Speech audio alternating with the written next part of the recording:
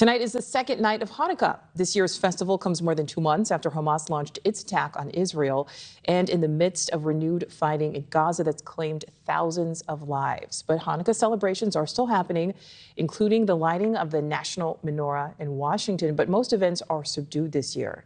NewsNation's Laura Engel live for us in Uniondale, New York. And Laura, you just got some new details on really a very scary situation that happened yesterday. That's right, and we do have an update for you. But first, here in Nassau County, things are looking and feeling a lot different, and we're experiencing what many cities across the U.S. Are going through. That is stepped-up security by police at Jewish schools and synagogues. It's certainly happening here on Long Island and in New York City. And you're right, that incident that happened yesterday afternoon, very scary. We'll get to that in just a moment as we talk about what is happening there.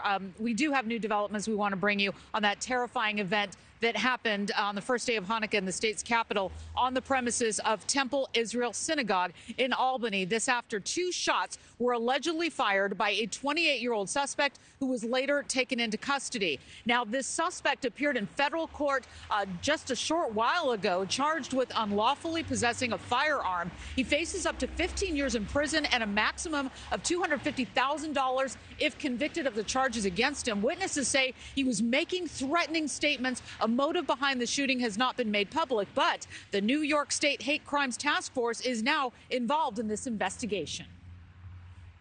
We were told by responding officers that he made a comment, free Palestine. I want to extend my deep condolences to the community here at Temple Israel, to the families here. There's a preschool here. There were children in this building. It had to go into lockdown.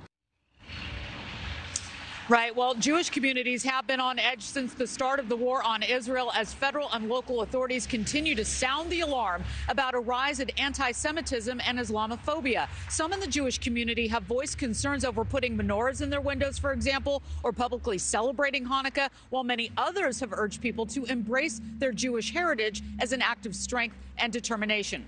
And New York Governor Kathy Hochul releasing a statement after yesterday's incident in Albany, saying in part, "I am immediately directing the New York State Police and New York National Guard to be on high alert and increase the existing patrols of at-risk sites we had planned for the Hanukkah holiday, including at synagogues, yeshivas, and community centers, and working closely with local law enforcement. This builds on the significant efforts we have taken to protect religious communities in the wake of the October 7th attacks. Make no mistake, the safety of Jewish New Yorkers is non-negotiable.